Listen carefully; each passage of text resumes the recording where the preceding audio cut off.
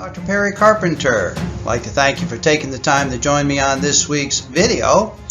On this week's video, I have a very interesting program for you, which is going to give you many aha moments. And I can say that with certainty because I know for myself, as I was researching the content for today's discussion, I myself several times had aha moments where I realized that this particular material that I want to share with you today has immediate applicability to your very next evaluation, at least if that evaluation involves an examinee who has some degree of permanent impairment. And what I'm going to share with you in today's discussion is that many times, the impairment that the examinee is left with is, at least in some way, shape, or form, directly related to the medical treatment that they received. And I'm going to share with you example after example after example of just such type of cases.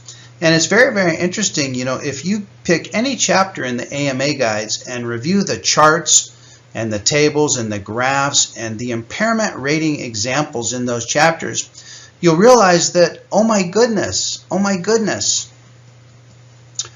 all of these impairments could reasonably have been the result of the medical treatment that the injured worker was provided in an effort initially to cure and or relieve from the effects of the industrial injury.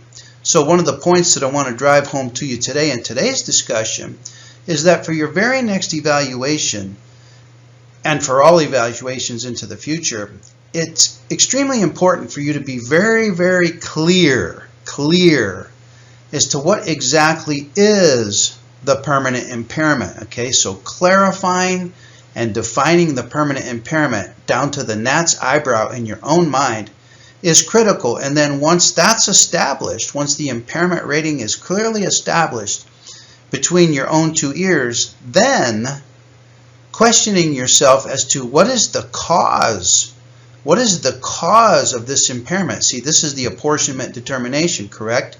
With apportionment, we investigate the causes of the impairment or disability, and we parcel out the causes to leave the employer responsible only for the portion of the impairment or disability that's directly related to the industrial injury. So when you start to investigate the causes of the impairment or disability, you will realize that in many cases, one of the causes of the disability is the medical treatment itself. And that's what we want to discuss in today's session. And this traces its roots back to the Hikida decision. So this consideration of the apportionment determination when permanent impairment is caused by medical treatment is known as the Hikida Effect. And that's what I want to discuss with you today. So in today's session, we're going to go over some of the following topics. We're going to review important cases that illustrate this principle, beginning with the Hikida versus Costco Corporation. This was the case that started the whole consideration of this apportionment of the impairment due to medical treatment. And then a couple of other cases, Gallegos, Klein, and Justice, all of which are knee cases, knee replacement cases. And these cases sort of illustrate an evolution and a progression in our thinking as to how to handle the apportionment of any impairment that is directly due to medical treatment that the injured worker was provided with. So we'll review these cases in order to extract from these cases the principles that were operative in each of these cases, so that when you have a case that involves an impairment that can be traced to the medical treatment, you know exactly a flow system, a flow algorithm as to how to handle that. And we're going to make it very simple for you by extracting the principles from these particular cases. And then we're going to go through the AMA guides. And we're going to pull out from the AMA guides a few examples, and there's many examples. This is just a small subset of the examples. But we're going to pull out from the AMA guides some examples of impairment ratings that are provided for in the AMA guides that are solely due to the medical treatment that was received. So for example, for the shoulder or for any upper extremity condition, the AMA guides describe several impairments related to resection arthroplasty. Probably the most common of which that we encounter as QMEs would be resection of the distal clavicle. So this surgical procedure is simply a surgical procedure. It's medical treatment that's designed to cure or relieve the effects of the industrial injury, and the AMA guides provide a specific impairment rating specifically and exactly and just for the medical treatment procedure. The procedure is resection of the distal clavicle. So that's one example. A total knee replacement, the AMA guides provide for an impairment rating for total knee replacement, which is simply a description of the medical treatment that the examinee underwent. A spinal fusion, the AMA guides in Chapter 15 provide for generous impairment rating due to loss of spinal motion segment integrity when there's been a spinal fusion surgical procedure, and the guides provide an impairment rating just for the medical treatment, which is the surgical procedure that the examinee underwent. Hip replacement is another example. Amputation is another example. The guides provide for impairment ratings specifically related to the medical treatment of an amputation. Do you get this concept? The concept is these are impairment ratings that the guides provide simply for medical treatment outcomes. And the topic of today's discussion is, okay, if that's true, how is the apportionment of these particular impairment ratings handled? And we're going to go into that concept in great depth. And then also we're going to talk about other negative outcomes of the medical treatment that the examinee has provided, such as effects of medication.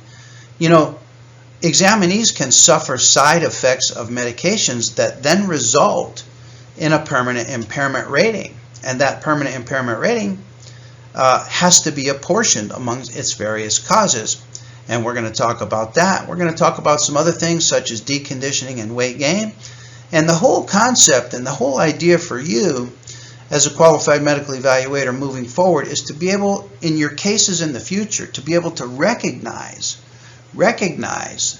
these principles when they're operative in your cases. So as you review your cases, your upcoming cases, you want to ask yourself, what's the big picture going on in this case?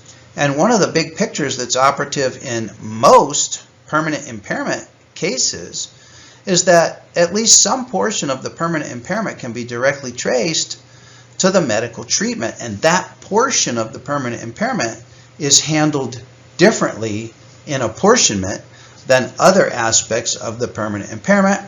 And we'll get into that in great depth. So with that as our introduction, I'm very excited to get started with you on today's discussion, which is session number 3 in our ongoing session on the QME report writing master class. And today we're talking about apportionment to medical treatment, and we're going to go into great depth into what is known as the Hikida Effect. Okay, so now in order for you to be able to grasp this concept and to be able to use this concept in your own opinions and conclusions of your next evaluation that involves a permanent impairment due to medical treatment, it's important for us to go back and understand some of the very basics regarding apportionment in general. So let's talk a little bit about the apportionment law. There's 2 apportionment laws, Labor Code 4663 and 4664, and for purposes of today's discussion, we're focused primarily on Labor Code section 4663 and what it has to say about our obligation in rendering our apportionment determinations. So let's review some of the basics of Labor Code section 4663. It says, a physician who prepares a report addressing the issue of permanent disability due to a claimed industrial injury shall address in that report the issue of causation of the permanent disability.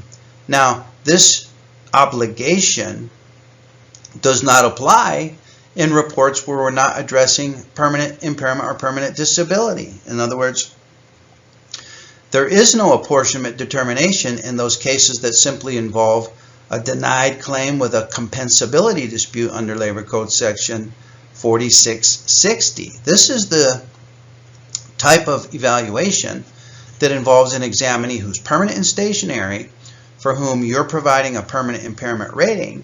In that report, you must then tell us what are the causes, the various causes of this permanent impairment or permanent disability, and then your determination as to the causes in a percentage form is then used by the payer to pay their portion of their obligation, their portion of the permanent impairment or disability that's directly due to the industrial injury. So the parties look to us for this information so that they can resolve the case. Okay? It continues to tell us, a physician shall make an apportionment determination by finding what approximate percentage of the permanent disability was caused by the direct result of injury arising out of and occurring in the course of employment, and what approximate percentage of the permanent disability was caused by other factors, both before and subsequent to the industrial injury, including prior industrial injury. And it's here where the medical treatment, today we're talking about medical treatment, impairment that's due to the medical treatment. Medical treatment is impairment that's due to a direct result of the injury, because it's the injury that caused the need for the medical treatment. So when the medical treatment results in an impairment rating, the impairment rating would be unapportioned. In other words, 100% of that particular impairment, and there may be many impairments, but this one particular impairment that's due to the medical treatment can be apportioned 100% to the industrial injury, 0% to other factors, and probably a better way to say that is this impairment rating would be unapportioned. That's actually a better way to say that. 100-0 is an unapportioned impairment rating. Okay, so that's Labor Code Section 4663. Let's go over some of the key points in this particular section of the law. Key points is that the word shall is equivalent to the word mandatory. So your permanent impairment discussion is not complete in the absence of your apportionment determination. Shall tells us that the requirement is mandatory. Next, the word causation in Labor Code Section 4663 simply means causes. Some doctors get confused with the concept of apportionment to causation. And you can simply replace the word causation with the word causes. So with your apportionment approximate percentages, we're asking you, what is the approximate percentage of the impairment due to cause A, cause B, cause C? There can be any number, infinite number of causes. And we ask you as the qualified medical evaluator to tell us how much as a percentage of this impairment is due to each of the causes. Now, when Labor Code Section 4663 refers to other factors can be both direct and indirect causes. Other factors may include pathology, asymptomatic prior conditions, and retroactive prophylactic work restrictions. And I put these words in red because, as we're going to see in the cases that we're going to review in today's session, some of the examinees did indeed have pathology, okay? Especially in the knee cases. Gallegos, Klein, and Justice all had pathology in the knee. And in some of those cases, that pathology was asymptomatic prior to the industrial injury. And so this is important for you to understand that even though examinees have pathology, even though that pathology may be asymptomatic and they were completely unaware of the existence of that pathology, even if it's asymptomatic, can be an other factor that contributes to the final impairment or disability, in which case that other factor would be subject to apportionment. And we're going to see cases in today's discussion where pathology was both apportioned as another factor, and the cases where the pathology was unapportioned as a non-contributor to the final impairment or disability rating. Okay, now important for us to understand in moving forward and understanding the Hikida effect and how to handle the apportionment of impairment due to medical treatment are a couple of principles of workers' compensation law. And that is, and I have two of them, so that medical treatment for an industrial injury is not apportionable, meaning the employer is responsible for 100% of the medical treatment to cure or relieve the effects of an industrial injury. There's no apportionment of medical treatment. So the employer is required to pay for all medical treatment. Next, the aggravation of an industrial injury or the infliction of a new injury resulting from treatment or examination are compensable. Isn't that amazing? Here, focus on the word infliction, the infliction of a new injury resulting from treatment or examination are compensable. And I can give you a simple example of this. I once had an injured worker, an examinee, who suffered an industrial lower back injury, and he was attending treatment appointments with his primary treating physician. And on one particular Friday afternoon, he left his appointment from the primary treating physician's office, and while he was getting on the freeway, he was rear-ended on the freeway. And that was an injury that resulted from the treatment, from industrial treatment. So all of his injury, all of his medical treatment, and all of the impairment that resulted from that auto accident injury was compensable under workers' compensation as a compensable consequence injury to the original industrial injury. So this is an example, and this is a concept for you to grasp.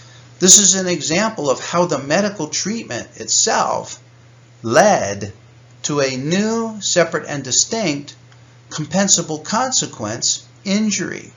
Now imagine this. Imagine the examinee goes on to have a permanent impairment rating of the cervical spine from a whiplash from this rear impact motor vehicle collision. How the impairment is apportioned for the cervical spine injury may be completely different to how the impairment for the lumbar spine is apportioned, because the cause of the lumbar spine impairment may have many causes, but the cause of the cervical spine impairment has only one cause. It's solely due to the industrial injury because it was an injury that resulted from the treatment or the examination from the original industrial injury. Isn't that fascinating? And it's so fascinating because if you open your eyes to this concept, you're going to realize that many examinees have impairments, and those impairments have at least some trace, some connection, some causal association with the medical treatment. Okay? And so in today's discussion, we're going to learn exactly how to handle the impairment of those conditions. So let's talk a little bit more now about this concept of compensable consequence injuries. Now, as we start talking about compensable consequence injuries, you're going to realize that you've seen this before. You've seen this request before in the cover letters that you've received. So remember, the principle is that medical treatment for an industrial injury is non-apportionable. An employer is required to pay for all medical treatment. And here, this is the one that describes compensable consequence injury. It says the aggravation of an industrial injury or the infliction of a new injury resulting from its treatment or examination are compensable. And this is what the cover letters that we receive are getting at when they ask us, and this is an excerpt from an actual cover letter. It asks us, "Doctor, what is your diagnosis of any disabling condition found?" It should probably have an S after condition to be conditions. in order for this to be a better question, but this is the actual question. And then the applicant attorney in this particular case goes on to ask, is there any other condition found that can be considered a compensable consequence of the industrial injury? So for example, gastrointestinal problems. Gastrointestinal problems are most likely the side effects of medications used to treat the industrial injury, correct? Sleep disorders, sexual dysfunction, psychiatric disorders, opposite limbs, as well as any conditions secondary to the use of prescription medications. How about reflex sympathetic dystrophy, chronic regional pain syndrome, deconditioning, weight gain, hypertension, metabolic syndrome, etc., etc. These are compensable. This is the spectrum of compensable consequence injuries that can be considered secondary to the medical treatment that the examinee has received. So we're familiar with this concept because it's asked of us in the cover letters, particularly by the applicant attorneys who are seeking every possible benefit to which their client qualifies. And if you stop to think about this for just a minute, many examinees actually do have these negative consequences, these side effects, these ill effects, these poor outcomes, these new and additional injuries, compensable consequence injuries, as a result of the medical treatment that they've suffered. So let's go over some examples of that, beginning with Hikida herself. And the Hikida case is the case that really gave birth to this entire concept of apportionment due to medical treatment. Okay, so with the Hikida case, Hikida was a long-term worker at Costco wholesale warehouse, and Hikida developed carpal tunnel syndrome of the wrist and hand. Well, after all the medical treatment, both conservative treatment and operative treatment, the qualified medical evaluator provided an impairment rating due to the carpal tunnel syndrome and concluded that the impairment due to carpal tunnel syndrome was 90% industrial and 10% non-industrial. Now, in addition to the impairment rating for carpal tunnel syndrome, unfortunately, there was an impairment rating also for chronic regional pain syndrome of the hand. And the chronic regional pain syndrome of the hand was a sequela or a sequel to the operative procedure that Ms. Hikida underwent. So imagine this. The operative procedure that she underwent created a poor outcome in the form of chronic regional pain syndrome. And this was the most disabling of the conditions of her wrist and hand, was the chronic regional pain syndrome. So initially, the workers' compensation judge adopted the apportionment opinion for the entirety of the impairment to be 90% industrial and 10% non-industrial. And Hikida, of course, sought reconsideration of this conclusion.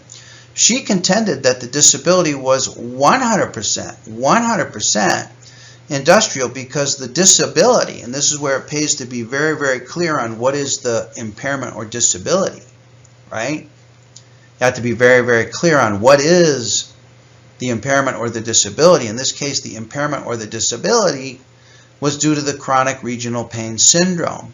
And the chronic regional pain syndrome had only one cause. It had only one cause. It wasn't related to degenerative change in the wrist. It wasn't related to heredity. It wasn't related to genetics.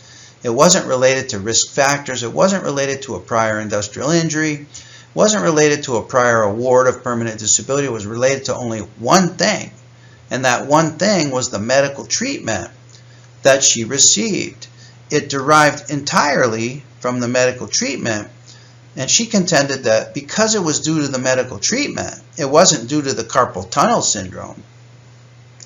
This entitled her to an unapportioned award. And on appeal, the conclusion was that she received 100% permanent and total disability unapportioned.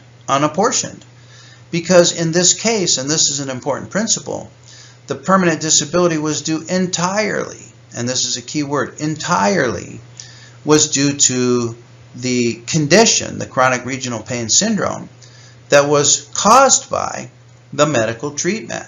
So this is an important principle for us to understand and remember in these cases. When you have cases where the examinee has an impairment and has a disability, and that impairment or disability can be traced entirely and solely, and these are key words, entirely and solely, can be traced entirely and solely to the medical treatment, then that impairment by Hikida can escape apportionment, and the examinee or injured worker can receive the totality of the permanent impairment or permanent disability unapportioned, can receive the totality of the financial compensation that's provided for that particular impairment or disability rating. So this is an important principle to understand.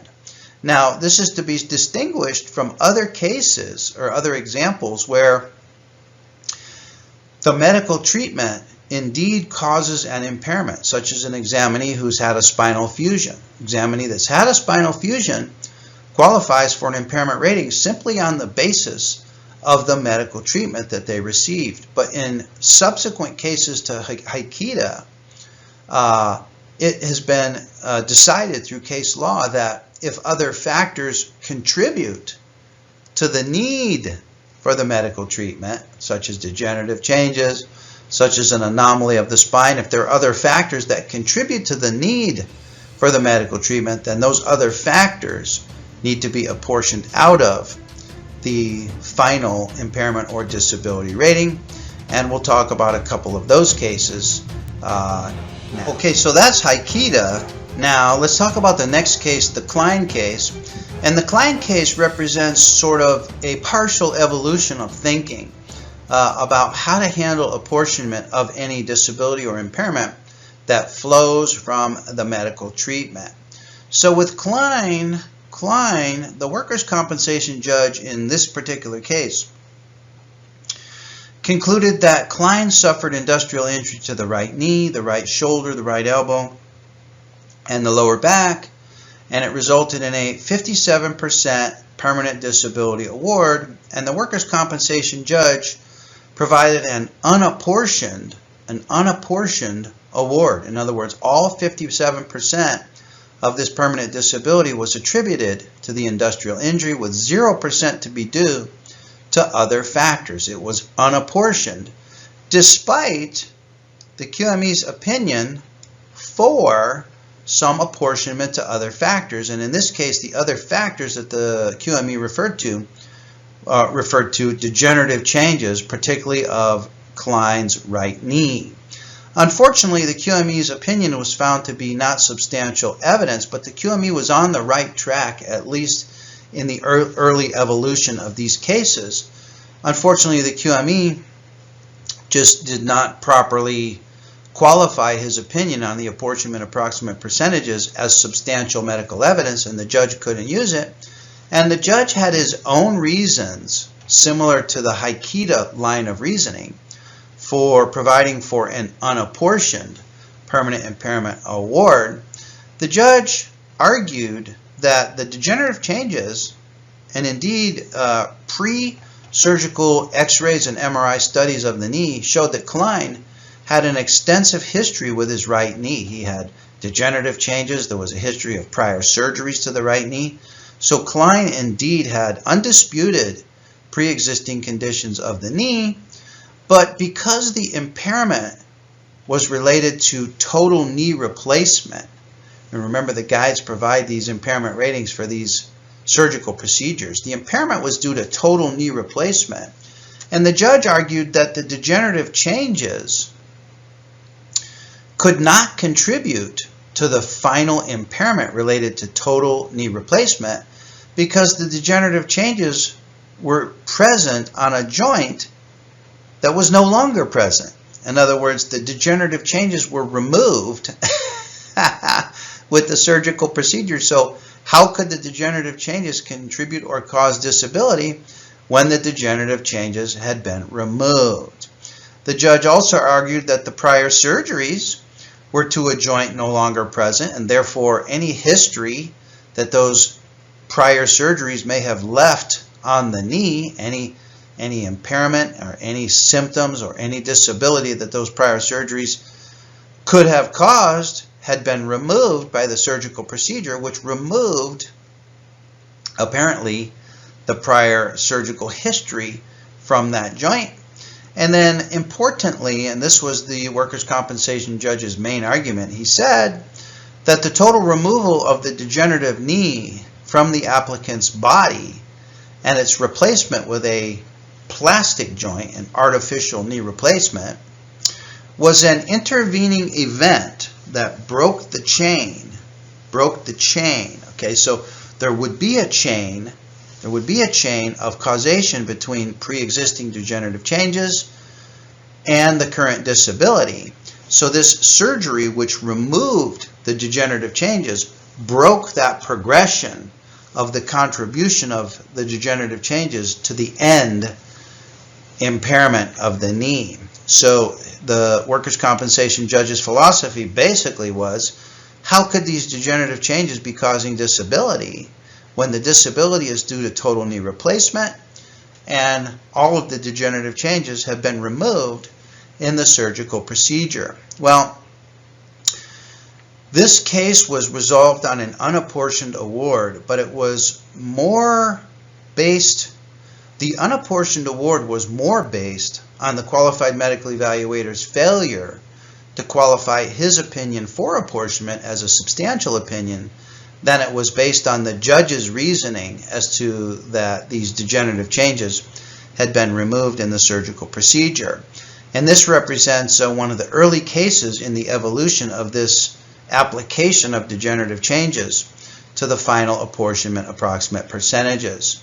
So as we're going to see in our next two cases, the evolution has brought us to our current thinking, which is that if the degenerative changes contribute to the need for the knee replacement, or contribute to the need for the medical treatment, or contribute to the need for surgical treatment, then those degenerative changes will be subject to apportionment.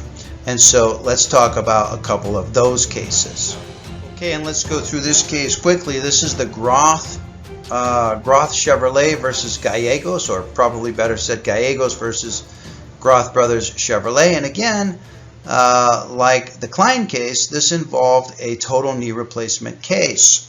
Now in this case, the workers' compensation judge, similar to the case of the Klein case, the prior case we discussed, he awarded 42% permanent disability without apportionment, an unapportioned award.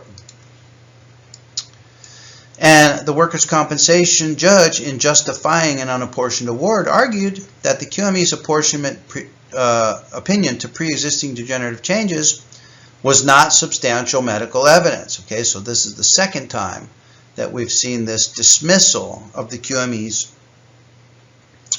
apportionment determination. And the judge reasoned that the total knee replacement had excised the pre-existing degenerative changes, and so therefore, how could the pre-existing degenerative changes be causing any disability at the permanent and stationary evaluation?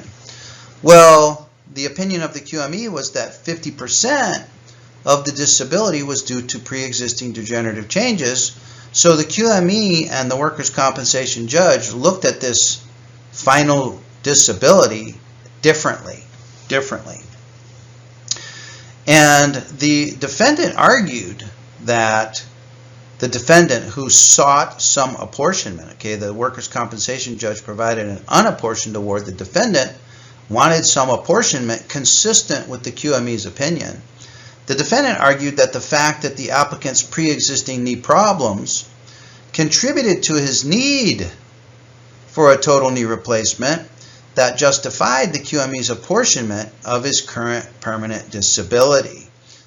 So what's the operative principle here in the Gallegos case?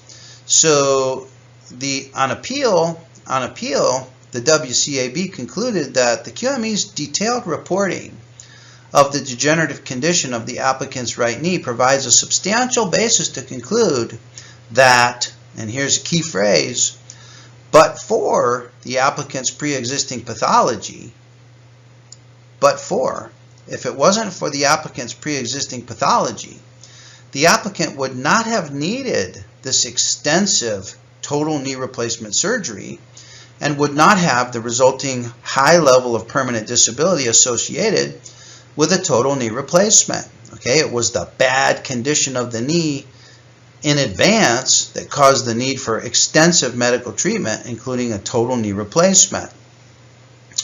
The qualified medical evaluator cited to the medical records, which were quite considerable, with ongoing problems that revealed the applicant had moderate osteoarthritis with tears of the medial and lateral menisci and an old tibial plateau deformity. So these are degenerative changes.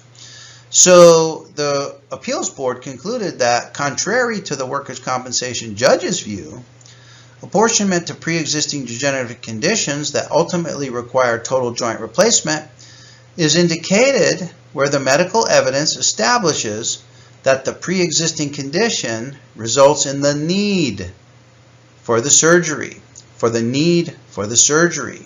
So this is slightly different from the Hikida case, where Hikida had surgery, but it was the surgery that caused a brand new separate and distinct problem.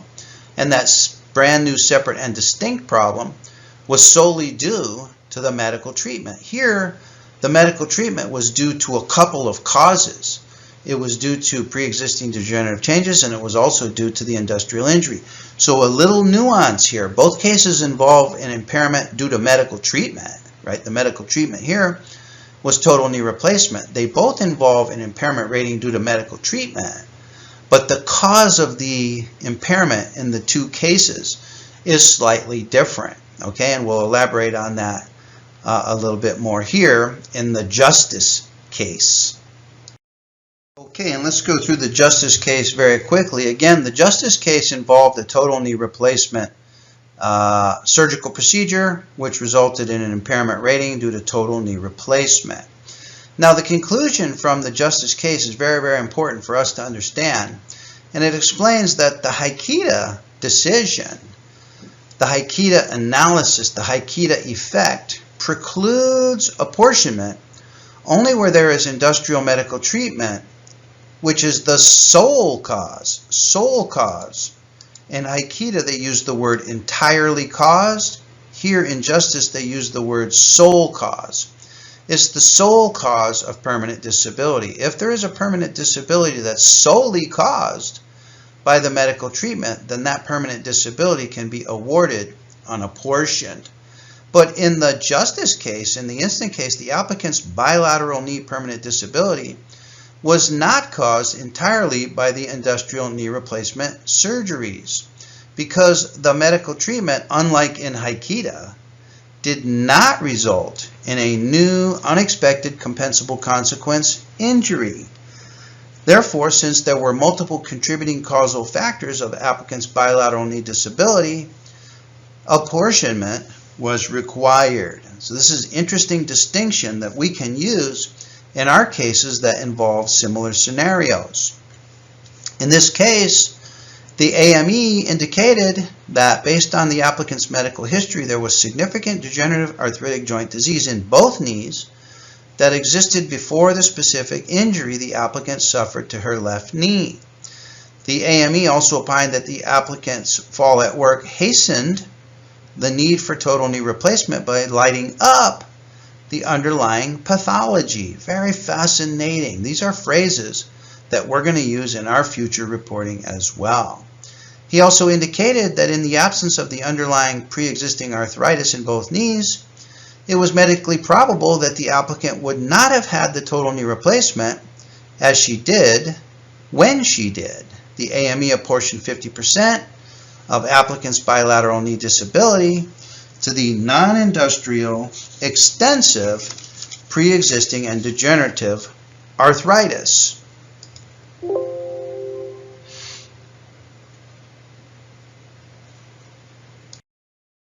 Okay, and the summary conclusion of the justice case was that the AME, in this case, the AME concluded that justice had significant non-industrial pre-existing knee degeneration which caused 50% of the post-surgical permanent disability. And that makes sense, because would we expect that pre-existing degenerative changes would change the entire condition of the knee, would change the bony articulating structures, would change the connective tissue structures, would change the neurologic facilitation of all of the proprioceptors in and around the joint, would change the muscle activation patterns in and around the joint? So it makes sense that pre-existing degenerative changes would contribute to the post-surgical disability. And also the pre-existing degenerative changes contributed to the need for a surgical procedure much more extensive than would otherwise have been expected, considering the mechanism of injury. Now, the conclusion is that whether or not the workplace injury directly caused the need for surgery, the apportionment statutes nevertheless demand that the disability be sorted among direct and indirect. And here's one of the indirect causal factors. In this case, there was unrebutted medical evidence that Justice's permanent disability was caused, at least in part, by extensive pre-existing knee pathology, and therefore apportionment is therefore required. Okay, so let's go on to our summary principles so we know how to use this information moving forward. To illustrate some general principles as to how to handle the apportionment in these cases, let's go over a couple of examples of situations that you may commonly encounter in your evaluations of injured workers. So imagine an injured worker that has undergone the medical treatment of resection of the distal clavicle. Okay, this is a surgical procedure for which the AMA guides provide a specific impairment rating of 6% whole person impairment. Now, imagine that as a result of the surgical procedure, the examinee or injured worker develops post-surgical frozen shoulder, and the frozen shoulder incompletely resolves, and the injured worker is left with an impairment due to decreased range of motion. You can argue in this case that because the decreased range of motion is solely and entirely caused by the medical treatment, and but for the medical treatment, the examinee would not have had an impairment due to loss of range of motion. The impairment, the specific impairment, meaning separate and apart from the impairment due to resection of the distal clavicle, would not be subject to apportionment. Any impairment due to loss of strength would not be apportioned if it can be shown that the loss of strength is simply and solely and entirely due to the frozen shoulder condition, and that the examinee had no loss of strength prior to the surgical procedure. Same situation would apply to any post-surgical instability of the shoulder as a result of the frozen shoulder, the adhesive capsulitis. If that's the case, and there's no medical evidence of instability prior to the surgical procedure, then that impairment due to instability, separate and apart from the impairment due to resection of the distal clavicle, could be unapportioned and could escape apportionment. On these bilateral knee replacement cases, recall that in the AMA guides in Chapter 17, we rate the impairment related to knee replacement. We rate that impairment based on 5 considerations: pain, abnormal motion, instability, flexion contracture, and malalignment. These are the factors that go into the determination as to the outcome of the knee replacement procedure, whether it was a good outcome, a fair outcome, or a poor outcome. Okay, anything beyond these factors that contribute to the final impairment rating due to the results of knee replacement surgery could qualify for additional and unapportioned permanent disability. Like what, Perry? Well, how about like a gait derangement? If the total knee replacement then results in a gait derangement, and there's no medical evidence that the examinee had any kind of a gait derangement whatsoever prior to the knee replacement surgery, then this impairment due to gait derangement would escape apportionment because it's due entirely and solely to the medical treatment and this is a new condition solely and entirely caused by the medical treatment, and therefore would escape apportionment. Similarly, with spinal fusion surgery, any impairment due to gait derangement would be unapportioned if there was no gait derangement prior to the surgery. Any impairment due to loss of lifting capacity, if there was no loss of lifting capacity prior to the surgery, that would be an impairment that would be solely and entirely due to the medical treatment received. Any impairment due to any other condition, such as erectile dysfunction, if there was no medical evidence of this condition, of any of these conditions, prior to the surgery, then the impairment related to these conditions would be unapportioned, and the examinee would get the entire benefit of the full disability award unapportioned. Okay? So let's bring this home and summarize these concepts with our general take-home principles. Okay, so what are our take-home principles? Well, the circumstances and situations that would result in an impairment or disability award unapportioned, these are situations that escape apportionment, would be, number one, if the disability is caused separate and apart, a separate and distinct disability apart from the disability caused by the industrial injury. If this disability is caused by the medical treatment or the surgery, then there would be no apportionment. And that was exactly describing the situation with Hikida. When disability derives from the medical treatment, meaning that the medical treatment causes a compensable consequence injury, and that compensable consequence injury then results in a permanent impairment rating, then there would be no apportionment. Similarly, if the disability derives entirely from the effects of the compensable consequence injury, as in the case of Hikida, who developed chronic regional pain syndrome, again, there is no valid legal apportionment. Stated differently, if the industrial medical treatment is the sole cause of the permanent disability, there would be no apportionment. And in these cases, when these circumstances are present, and it's your job to recognize and identify these operative circumstances in the case, in that case, the examining physician must describe how the current disability is separate and apart from the disability due to the underlying industrial injury. And that's generally a very easy thing to do by relating the current disability to be solely due and entirely due to the medical treatment. Now, on the other hand, apportionment would be required if there is a pre-existing condition or underlying pathology, even if that's an asymptomatic condition, and the pre-existing condition causes or contributes to the need for the medical treatment or surgery, and as a result of the medical treatment, no new compensable consequence injury occurs, then apportionment to the pre-existing pathology may be justified.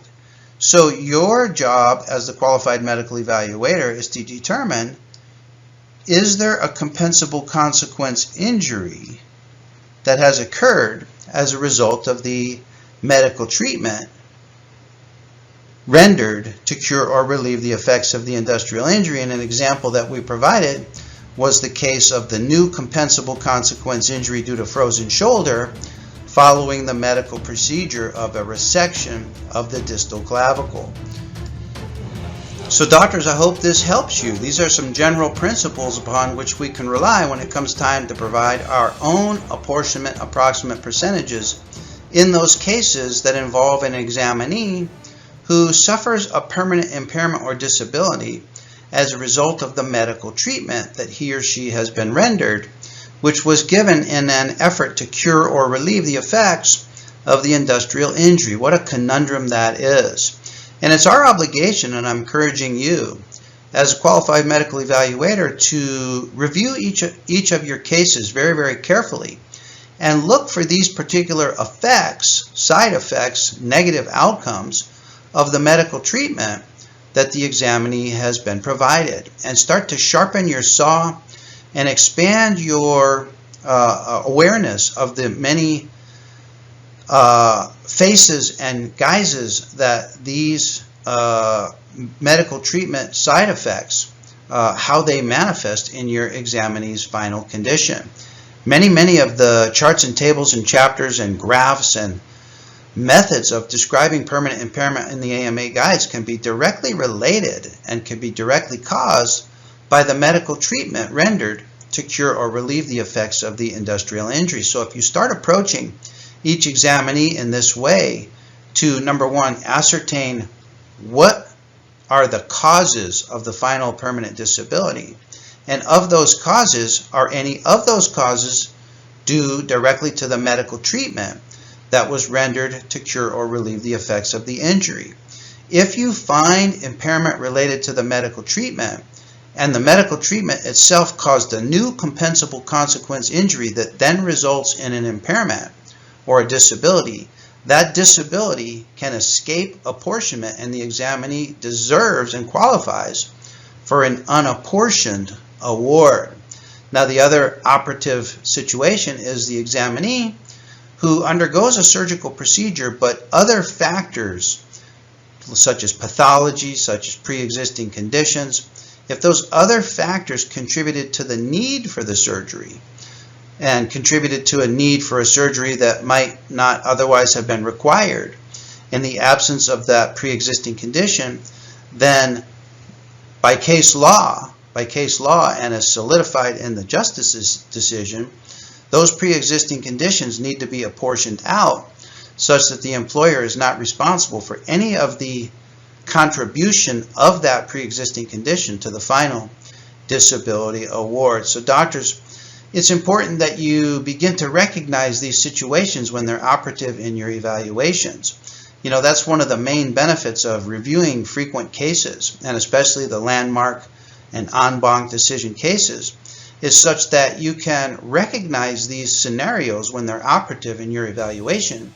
And if you can recognize the operative scenario, then you can very quickly resolve that scenario by relying upon the principles in the particular case that you reviewed. And in this case, the Hikida decision gives us general principles upon which we can rely in every single case that involves an impairment rating related to the medical treatment. So doctors, I want to thank you for taking the time to join me on this week's video. I look forward to being with you on our next video as well.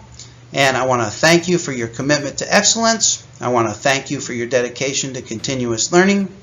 And I want to thank you for your personal contribution to improving the integrity of the QME program. For now, this is Dr. Perry Carpenter. I'm wishing you best of success in your career as a qualified medical evaluator.